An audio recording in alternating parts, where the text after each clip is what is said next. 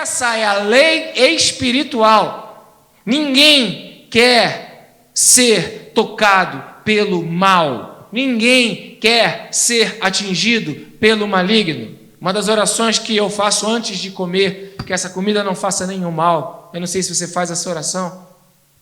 Uma oração que eu faço antes de sair de casa: Senhor, manda os teus anjos que eles acampem ao meu redor, que nenhum mal aconteça na minha saída, na minha estada, nem na minha volta, no meu retorno, na minha chegada. É outra oração que eu faço. Uma oração que eu faço: Senhor, protege as finanças para que nenhum mal seja capaz de roubar as minhas finanças, seja através do remédio, seja através da doença, seja através de algumas situações que eu não espero. Protege, Senhor. Eu também peço para que o Senhor proteja a minha mente contra o mal, para que nenhum filme que eu veja, para que nenhum livro que eu leia, para que nenhum assunto que chegue até a mim, ele de alguma maneira, ele tire a minha vida, o meu foco, a minha mente do bem. Então que o Senhor me livre do mal. Por que eu oro assim? Porque Jesus me ensinou a orar dessa maneira: livra-nos do mal. Então precisamos orar para que sejamos livres do mal. Por quê? Porque o mal está por perto. O mal não está distante. O mal está próximo de nós. E eu e você precisamos nos proteger do mal. Nos proteger do maligno. E essa proteção que vem da parte de Deus, ela vem através de um novo nascimento. Você nasceu de novo. Você é uma nova criatura. As coisas velhas já passaram e tudo se fez novo. Você crê nisso na tua vida? Amém? Você pode dizer amém agora sem máscara? Você crê nisso na tua vida, que você nasceu de novo? Ah, aleluia! Como é libertador te ouvir sem essa máscara. Que bom! Então veja, aquele que nasceu de novo, aquele que é uma nova criatura, é identificado pela luta constante, pela luta incessante contra o pecado. Ah, você vai vencer o pecado? Não, não vai vencer nunca. Mas então por que eu continuo lutando contra algo que eu não vou vencer? Ah, não que eu tenha alcançado, mas eu prossigo para o alvo.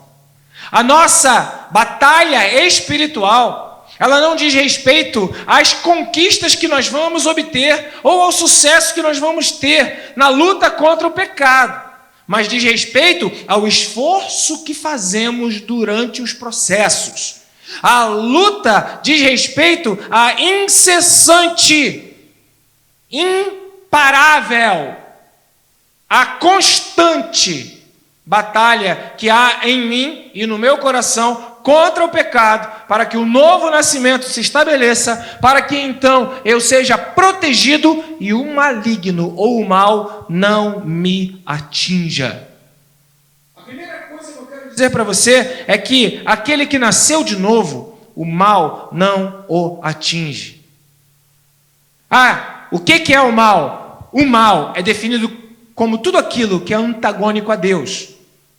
É difícil a gente compreender exatamente o que é mal, porque algumas pessoas gostam do mal. E para elas o mal não é mal, porque gostam do mal. Então a própria definição do que é mal, ela é de acordo com o espírito que está no coração ou na vida daquela pessoa. Há pessoas que têm prazer no mal. Há pessoas que têm prazer em colocar para dentro coisas que destroem o próprio corpo. Prazer, tem alegria, tem desejo, tem vontade de comer, ou de ingerir, ou de inalar, ou de absorver produtos que fazem mal e destroem. Mas tem gente que gosta. Então, para elas, o mal já não é tão mal assim. Então, o que me faz compreender o que é mal? E o que me faz me compreender o que é bom? Os anúncios da televisão? As propagandas que dizem para mim o que é bom, do que eu preciso? Talvez, se depender das propagandas, nós vamos comer tudo o que não presta. Nós vamos gastar nosso dinheiro em tudo aquilo que não adianta para coisa alguma. Então, onde está a definição do bem e do mal? a definição do bem e do mal está na palavra de Deus e no Espírito que ela sopra sobre nós, que ela libera sobre as nossas vidas. Você quer se proteger do mal? Primeiro você precisa saber o que é o mal. E para você saber o que é o mal, você precisa conhecer a Deus, que é a verdade, e Ele te dirá o que é o bem, o que é o mal, e aí você poderá abrir mão ou negar o mal na sua vida. Porque sim, é um poder e é uma autoridade que Deus lhe concedeu. Você tem direito de acessar o mal. Foi assim desde o início. O homem e a mulher colocados no jardim, criados à imagem e semelhança de Deus, portanto Deus lhes deu uma das características que Ele mesmo tem, que é a vontade, que é o direito de escolha, e Ele falou, vocês podem comer de todas as árvores, menos daquela, do conhecimento do bem e do mal, mas vocês têm direito, têm acesso, mas no dia que vocês comerem daquela árvore, a coisa vai ficar ruim, vai ficar feia para vocês. Então, o mal, uma outra palavra chegou, que não era a palavra de Deus, uma outra influência chegou, que não era a influência da palavra de Deus, e convenceu de que aquele mal era bom, e é assim até hoje. A nossa batalha espiritual, ela inicia ou ela starta pelo conhecimento do que é o bem e do que é o mal. Porque há coisas que nós não lutamos, porque simplesmente nós não enxergamos como o mal. Portanto, estamos abertos a elas. Portanto, estamos liberados em relação a elas. Portanto, as aceitamos, as ingerimos, as falamos, as reproduzimos e as defendemos. Por quê? Porque não sabemos o que é o mal. Por isso a Bíblia fala que todo aquele que é nascido de Deus, aquele que conhece a palavra de Deus, aquele que ouve a voz de Deus, aquele que nasceu de Deus não peca, ou não vive na prática do pecado. Ah, pastor, o que é pecado? Pecado é aquilo que Deus diz que não é bom. Pecado é aquilo que Deus diz que é mal. O que é pecado? Pecado é aquilo que Deus diz que é mal.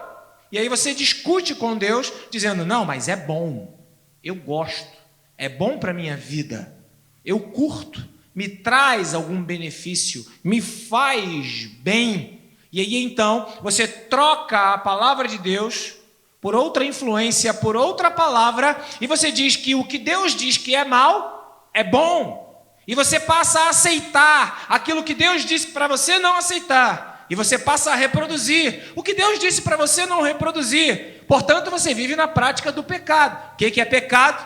Pecado é aquilo que Deus diz que é mal. Eu não concordo com Deus nesse ponto. Você tem esse direito. Isso é pecado. Eu não aceito o que Deus diz nesse ponto. Eu não entendo dessa maneira. Você tem esse direito. Isso é pecado.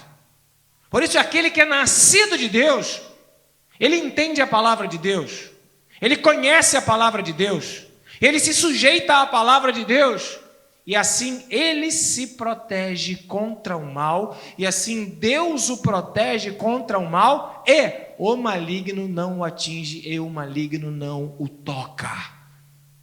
Quando nós liberamos o mal em nossas vidas através do pecado, que você autoriza, que você libera, que você permite ele entrar na sua vida, o mal lhe atinge. E aí você vai a Deus, Deus me socorre desse mal. Aí Deus fala, tá bom, fecha a porta do pecado, rejeita o mal, e você se protegerá dele. Eu te dou autoridade para vencer o mal. Você tem o poder para resistir ao mal. E aí você, porque não concorda com o jeito de Deus, abre as portas para o mal, assimila o mal, permite que ele entre na sua vida, que ele faça mal em você. E aí esse texto não se cumpre na sua história. Isso precisa acabar em nome de Jesus. Não queremos ser tocados pelo maligno, porque aquele que nasceu de novo, o maligno não o toca. Eu creio nessa expressão bíblica, eu creio nessa palavra bíblica, e o maligno não toca naqueles que são nascidos de Deus. Você é nascido de Deus, você nasceu de novo, você nasceu do Espírito Santo, você nasceu da palavra de Deus, você confessou que Jesus Cristo é o único Senhor e Salvador da sua vida, você crê na vida eterna, você crê que você vai para a vida eterna por causa do sacrifício de Jesus na cruz do Calvário, você crê que Jesus morreu para que todos os homens sejam salvos. Confessa a Jesus como Senhor diante de outras pessoas, crê no seu coração que Deus, o Pai, ressuscitou a Jesus Cristo dentre os mortos, vive em uma vida longe ou fora da prática do pecado, você nasceu de novo.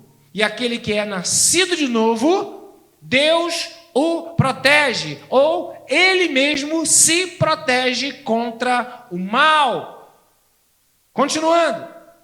Mateus, capítulo 24, versículos 6 a 14. Sabe, irmãos, eu não sei se vocês estão acompanhando a situação da guerra Rússia e Ucrânia, que a Rússia não chama de guerra, mas que todo o resto do mundo chama.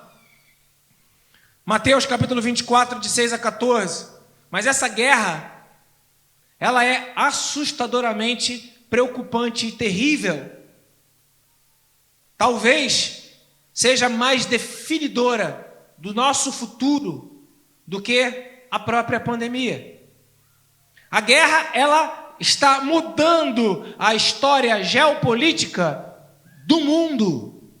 A nossa história está mudando agora, diante dos nossos olhos. Quer você queira entender isso ou não. Quer você tenha noção ou não. Quer você ache ou não ache. As coisas não dependem da sua percepção. As coisas não dependem do que você acha. As coisas não dependem da sua forma de ver. Há um Deus que é o dono da história e Ele já deixou tudo previsto anteriormente para que aqueles que nasceram de novo, para que aqueles que fazem parte do reino dEle, para que aqueles que são novas criaturas e vão morar no novo céu e na nova terra, não tenham medo, não tenham medo. Mateus capítulo 24, versículo 6 até o 14 está escrito: vocês ouvirão falar de guerras e rumores de guerras, mas não tenham medo. É necessário que tais coisas aconteçam, mas ainda não é o fim. Nação se levantará contra nação, e reino contra reino. Haverá fomes e terremotos em vários lugares. Tudo isso será o início das dores. E aí vem o verso seguinte, que é o verso 9. Então, e há um espaço de tempo aqui não definido. Então, ou depois, eles os entregarão para serem perseguidos. Eles os entregarão. Eles quem? Os não de Deus. Entregarão quem a ser condenados? E a morte? Nós, de Deus. Eles os entregarão para serem perseguidos e condenados à morte. E vocês serão odiados por todas as nações por causa de Jesus, por minha causa. Naquele tempo, muitos ficarão escandalizados. O que adianta ser crente? Como que eu posso ser crente se Deus não me dá saúde, se Deus não responde a minha oração, se Deus não me dá um emprego, se Deus não cura a minha doença? Muitos ficarão escandalizados, porque não compreendem a vida eterna, a Nova Jerusalém, e então trairão e odiarão uns aos outros. E aqui eu estou falando de gente da fé. Trairão e odiarão uns aos outros, e numerosos falsos profetas surgirão e enganarão a muitos, devido ao aumento da maldade, ou seja, devido ao mal que se proliferará.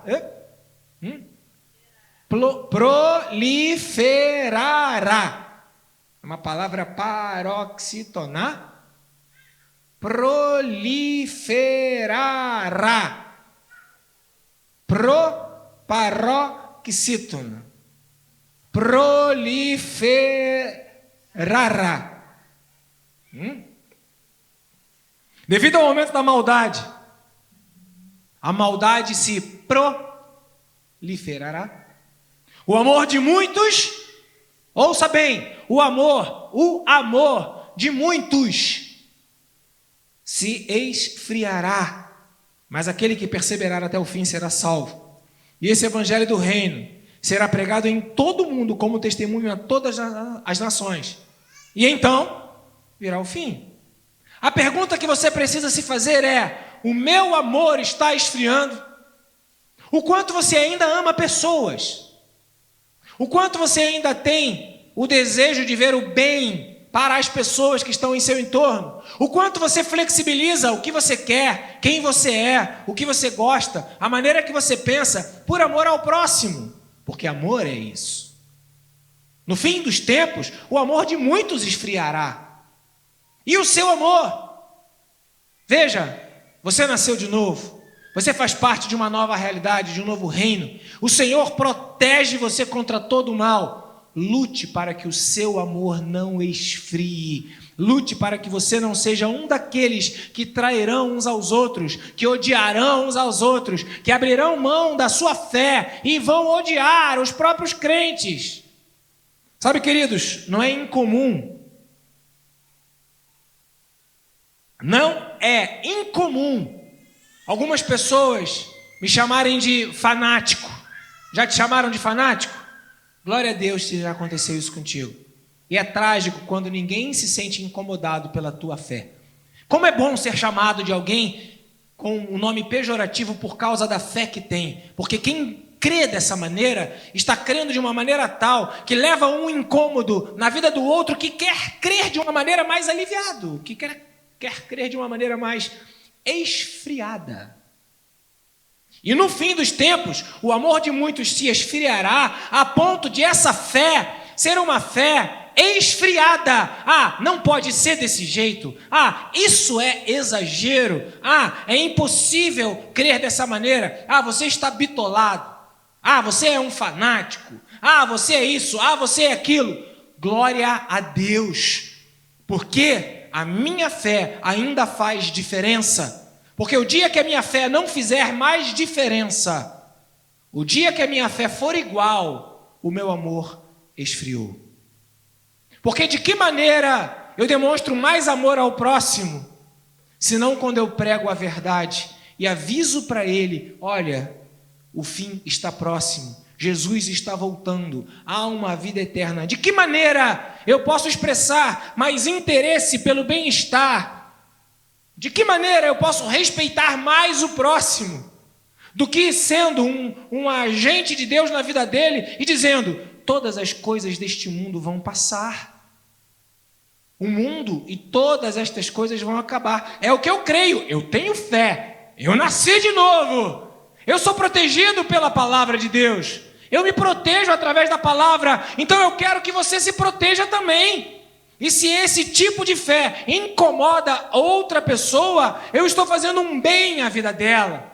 Da mesma maneira que eu faço um mal à vida do próximo, quando eu deixo de ser profético e passo a ser alguém, eu diria, diplomático na fé, para não criar um mal-estar no outro. Como é que eu não vou criar um mal-estar no outro quando eu digo: você vai para o inferno, você vai morrer, você precisa se arrepender? Como é que eu não vou criar um mal-estar no outro que não enxerga o mal como eu enxergo? E vou dizer para ele: olha, o que você está fazendo é o mal. Olha, você está indo pelo caminho mal. Por favor, em nome de Jesus, não siga por esse caminho. Isso é mal para a tua vida.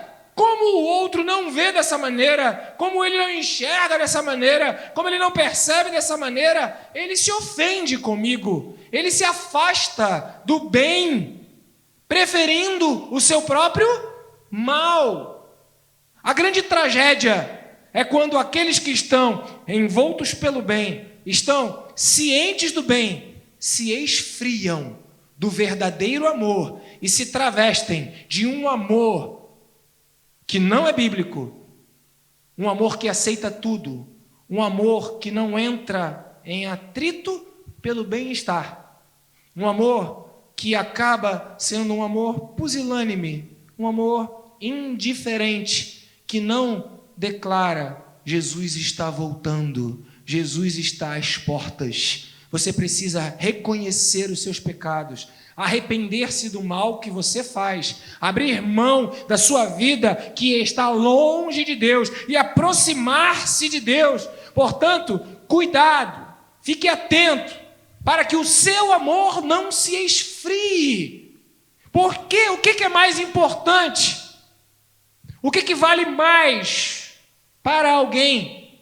O que pode representar a maior quantidade de amor na vida de uma outra pessoa, se não alertá-la? O fim do mundo está próximo, Jesus está voltando, existe um novo céu e uma nova terra, e aqueles que confessam que Jesus Cristo é o Senhor vão habitar com Ele por toda a eternidade. Existe maior amor do que esse? Responda-me, sim ou não? Então veja, o que pode ser mais importante, o que pode representar mais amor do que eu falar a verdade de Deus em amor, do que eu me posicionar em amor, do que eu denunciar o mal para aqueles que não o enxergam. Por isso a palavra de Deus, ela é penetrante, ela entra e ela vai lá no mais profundo do íntimo do ser, para que ela seja capaz de discernir os próprios pensamentos do coração. E ela causa uma divisão entre juntas e medulas, a alma, a palavra de Deus, ela penetra no mais profundo do íntimo da pessoa. E quando eu, através da minha fé, levo a palavra, eu causo na vida da pessoa uma facada. Uma facada. Eu causo na vida da pessoa uma apunhalada. Eu causo na vida da pessoa algo que fere. Algo que talvez não seja bom naquele momento para a vida dela. Estes dias o Márcio, professor Márcio, o meu filho de laboratório, me mandou um post dizendo que um grande influenciador das mídias declarou que não se deve pregar a respeito do inferno, se deve pregar apenas amor. Jesus é amor, pregue amor. Os crentes devem se limitar a pregar apenas o amor. E aquilo traz, infelizmente, uma influência enorme na vida de um monte de jovens que querem amar e ser amados. E é muito bom amar e ser amado. É maravilhoso. Qual é o filho que, quando não enxerga o mal, quando não percebe que o que vai fazer, ou aquele lugar que vai, ou aquela amizade que tem, vai fazer o mal? Qual é o filho que fica feliz quando o pai diz: você não vai, eu te proíbo, não deixo? Qual é o filho que fica feliz? Quando é proibido ou quando é cerceado diante daquilo que ele quer fazer, diante daquilo que é o bem. Quando eu era adolescente, eu gostava muito de jogar fliperama. Alguém aqui é da época do fliperama de botões? Do videogame de botões? Aquele videogame que tinha 2 botõezinhos assim? Não? Tinha algumas máquinas, Space Invaders. Várias máquinas. Eu era um dos viciados. Eu fazia tudo para poder jogar o pinball. Pinball fica melhor. Pinball. Tá bom, Kátia? Pinball. Certa vez apareceu um grupo lá na escola, um grupo na escola não, um grupo lá no próprio... Qual é o nome daquela loja que tinha? Não era Lan House, era a loja onde tinha os flippers, o fliperama. Apareceu, não, fliperama Maeda era de Autorama. Estou falando do fliperama que jogava flipper, que era o pinball. Tinha um ali na rua Conde Bonfim, do outro lado do prédio onde eu morava com a minha mãe. E aí apareceu lá um cara com uma proposta incrível. Eu tenho 2 máquinas na minha casa. Eu moro lá em Copacabana. Vocês podem ir, vocês passam a tarde lá comigo. A gente assiste alguns filmes pornôs e joga pinball. Eu fiquei maravilhado, era tudo que eu queria na minha vida. Um adolescente no auge do seu hormônio. Aí eu virei para minha mãe, cheguei em casa e falei: mãe, você tem dinheiro para eu jogar fliperama? Minha mãe, claro, falou: não, meu filho, não tenho. Eu falei: então tá bom, seus problemas estão resolvidos. Apareceu um camarada, que eu não sei quem é, mas todo mundo vai. E esse camarada está chamando a gente para ir lá na casa dele, em Copacabana, mãe. Isso eu tinha 14 anos, hoje eu tenho 54, fazem 40 anos. E ele chamou a gente para jogar lá o fliperama. E ele vai dar as fichas para a gente vai jogar, vai também assistir uns filmes. Eu não menti, eu falei a verdade, só ocultei alguns detalhes. A minha mãe olhou para mim e falou assim, não, você não vai. Eu falei, como é que eu não vou? Eu tenho um bigode na cara. Tá rindo, João? Eu tenho barba na cara. Eu tenho 14 anos. Eu calço 41. Eu sou grande. Eu sou dono do meu nariz. Não vai. E aí eu fiquei muito irritado com a minha mãe. Quando que um pai que protege o filho contra o mal, que o filho não vê, será reconhecido por esse pai instantaneamente? Quando? Quando você que é amigo dos seus amigos, os adverte do mal, que eles não enxergam, que eles não veem. Quando que você acha que eles vão ficar felizes com você? Logo, é incompatível e impossível que você ame de verdade, se você não falar a verdade que você crê. Ou você não crê na verdade, e por isso não a fala, ou você fala, mesmo que aquela pessoa que você ama, que é seu amigo, que você respeita e que você quer o bem, mesmo que tal pessoa não lhe compreenda, mas você quer o bem da vida dela. Você está entendendo? Você está comigo? E a Bíblia fala, se vós que sois pais, sabeis fazer coisas boas a vossos filhos, quem dirá o vosso Pai Celestial, que não vos dará tudo quanto lhe pedirem? Queridos, nós entendemos, à luz da palavra de Deus, que se nós não denunciarmos o mal, não falarmos do mal, não apontarmos o mal, não crermos no mal, ele se travestirá de bem e enganará. Onde está o engano? Na incapacidade de discernir o que é pecado. O que é pecado? É o que Deus diz que é mal através da sua palavra. Não é o que eu acho que é mal, não é o que o meu amigo acha que é mal, não é o que o outro percebe o que é mal, mas é o que Deus diz através da sua palavra. Logo, uma das primeiras ações do inimigo, do opositor, daquele que quer o seu mal, é fazer com que você não creia na palavra, ou a interprete de uma maneira onde você possa continuar dizendo que o mal é o bem. Onde, de alguma forma, você possa justificar a não transformação da sua vida, a não mudança dos seus hábitos, a não posição diferente contra o mal, e você continua no conforto do seu bem, porque você acha que a minha mãe, naquela época, porque me disse o que era bom, e recebeu uma malcriação de volta, recebeu uma porta batida, recebeu, mãe, você não me entende, mãe, você não me respeita, mãe, você não me ama, como reação de alguém que queria o mal, mas que não sabia que estava indo para o caminho da morte, e a minha mãe estava me protegendo. Você acha que a minha mãe, ela, de alguma maneira, ficou feliz comigo pelo que eu fiz? Então veja, quando nós amamos de verdade, nós estamos dispostos a que a pessoa não fique feliz com a gente, em nome do amor e da palavra de Deus. Se você busca o amor e a aceitação de todos, é interessante que você saiba que você não está pregando o evangelho do reino. E o mal, ele vai dominando as mentes e os corações e vai se passando como o bem. E eu caminho para 1 Pedro capítulo 5, versículo 8 e 9.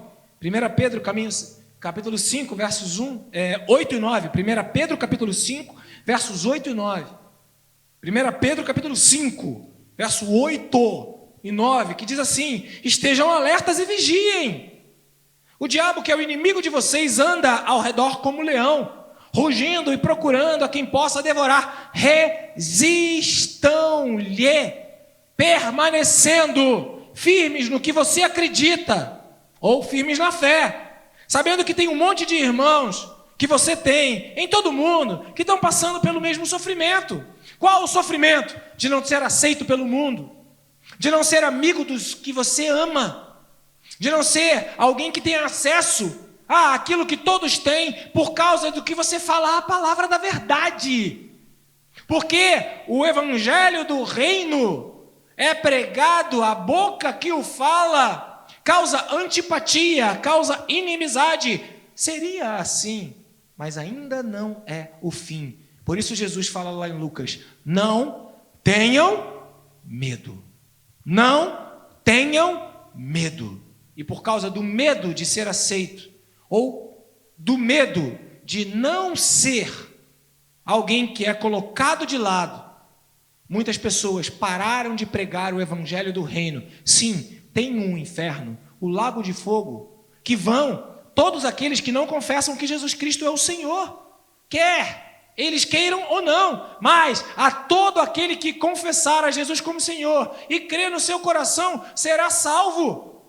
Todo aquele que crer no seu coração que Jesus Cristo é o Senhor e com seus lábios confessar que Jesus Cristo é o Senhor, será salvo. Foi transportado do império das trevas para o reino do Filho do seu amor. Vai ter morada garantida no céu. Isso ofende, isso chateia. Eu não tenho como mudar a verdade e por amor eu não posso me omitir de falar a palavra da verdade. Agora, se o meu amigo é meu amigo, o meu amigo vai me ouvir. E ainda que não concorde, ainda que não aceite, ainda que não coadune do pensamento, ele vai me ouvir e vai me respeitar e vai dizer para mim: olha, eu ainda não sou da fé, ora pela minha vida, para que o que você está falando, você é meu amigo, não é?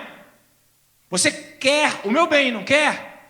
Você quer que eu seja salvo, é o que você acredita de verdade, não é? Ore por mim, ore para que eu vá para o céu, ore para que eu fique livre do inferno. Mas isso não implica em uma mudança de posição sua para também aliviar e andar nas práticas do pecado, exceto se você for um missionário, né? Chamado por Deus para isso. E aí você vai lá, como Jesus foi, vai até o inferno, prega aos espíritos em prisão, mas sai de lá rapidinho, porque mesmo missionário não é para ficar nesse ambiente, é para chegar, fazer diferença e sair, pregando a palavra da verdade.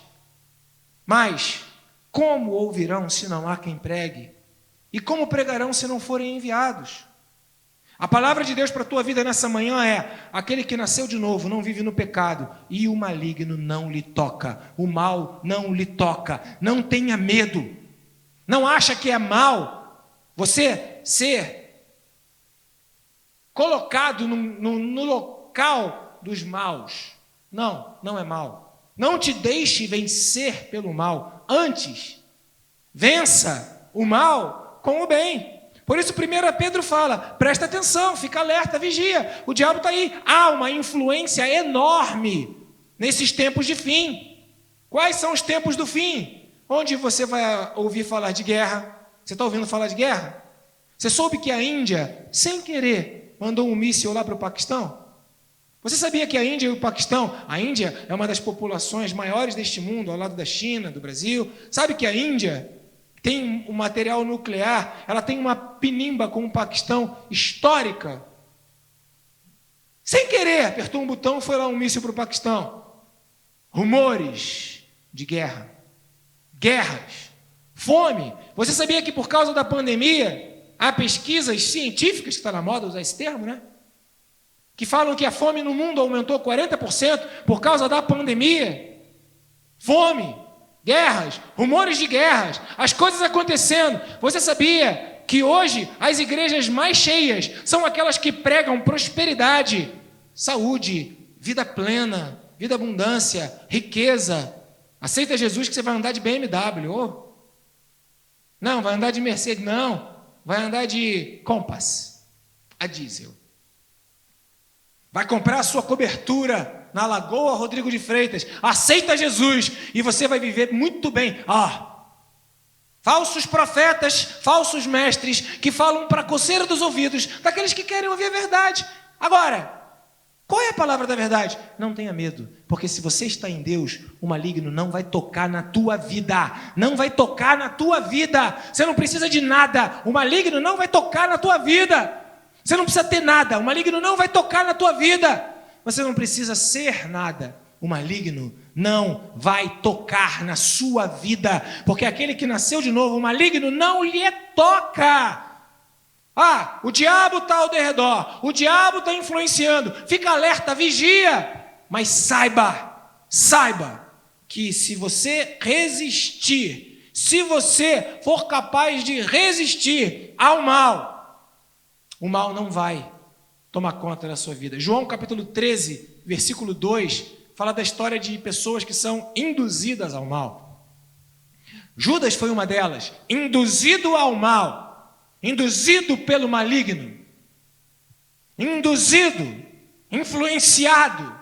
O diabo ele tenta influenciar, induzir. Eu não creio no Satanás. É uma estratégia para que você, porque não acredita, continue no lugar onde você está. Eu não creio na palavra. É uma estratégia para que no lugar onde você está, você continue. Eu creio na palavra de uma forma mais light. É uma estratégia para que no lugar onde você está, você continue sem pregar a palavra, sem dar frutos que demonstram arrependimento e que levam vidas à salvação. Então veja, meus amados irmãos em Cristo, se você não quer ser induzido por Satanás, você precisa resistir ao mal. Você quer o mal na sua vida, sim ou não?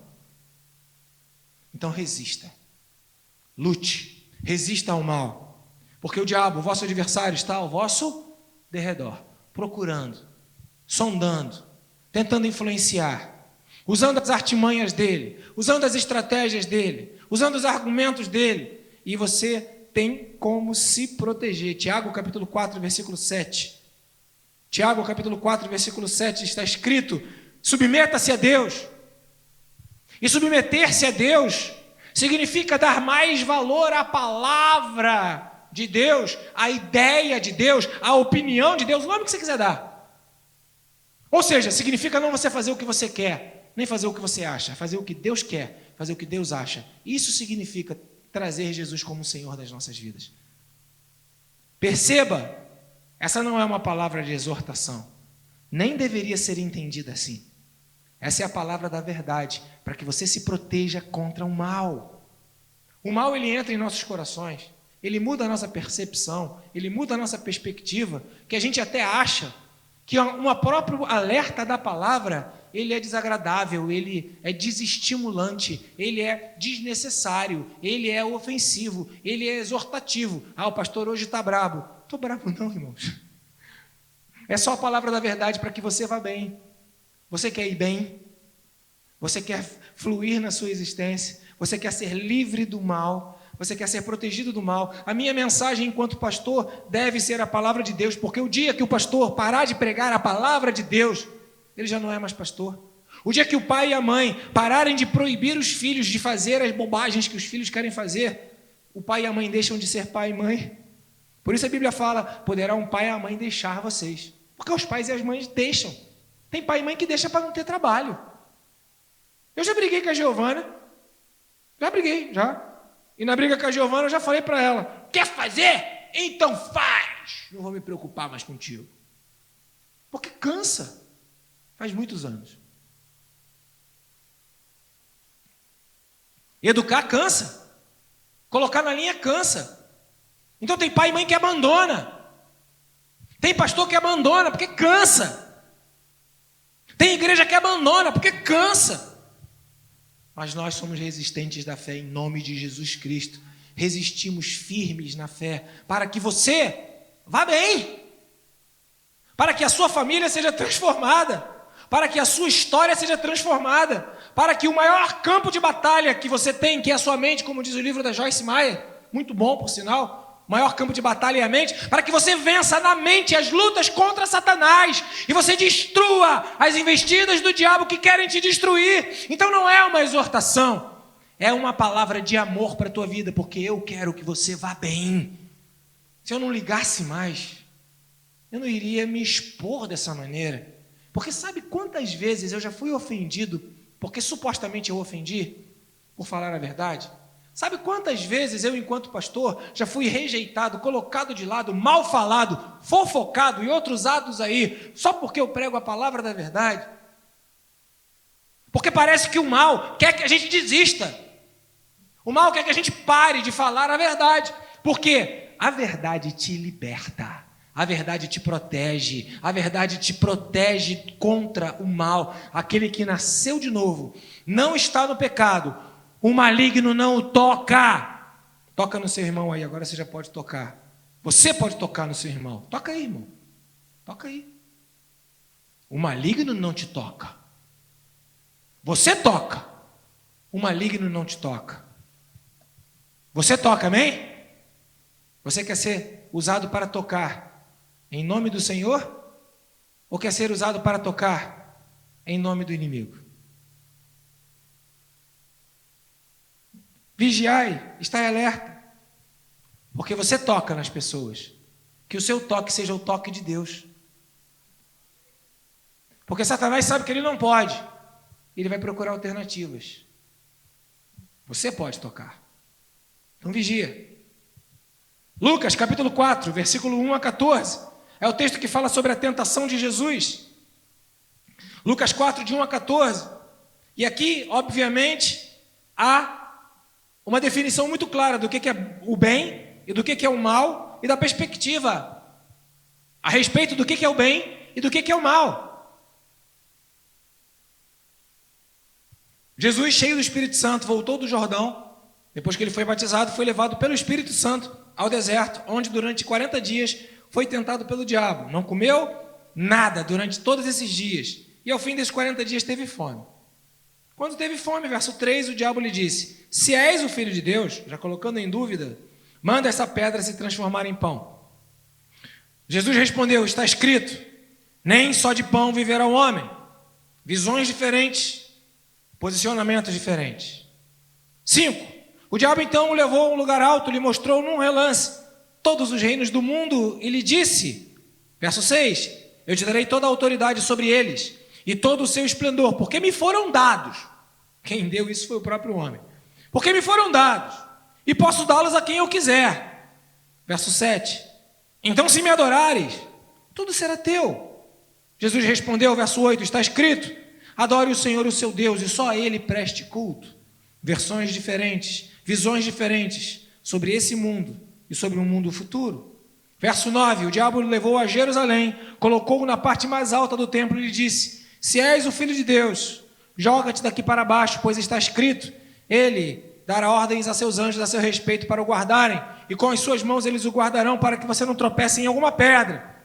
Verso 12, Jesus respondeu, dito está, não ponha à prova o Senhor seu Deus. Verso 13, tendo terminado todas essas tentações, o diabo deixou até ocasião oportuna. Não precisa ler o 14 não, só até o 13. Veja, meus amados, tentação não é obrigação. Grave isso. Tentação não é obrigação. Algumas propostas, algumas ideias, algumas posturas e posições vão chegar até você, vão chegar o tempo todo. Quais os homens casados, ou quais as mulheres casadas, que nunca tiveram uma tentação? Quais as pessoas solteiras, que amam ao Senhor, que nasceram de novo e que guardam um celibato, nunca tiveram uma tentação? Quais as pessoas investidas de poder e autoridade neste mundo, que têm poder para dizer para os outros, faça isso, faça aquilo, venha e volta, nunca tiveram uma tentação? Quantos de nós, em nosso coração, nunca tivemos uma tentação para mentir, ou para ocultar a verdade que é mentira do mesmo jeito, ou para distorcer a verdade que é mentira do mesmo jeito?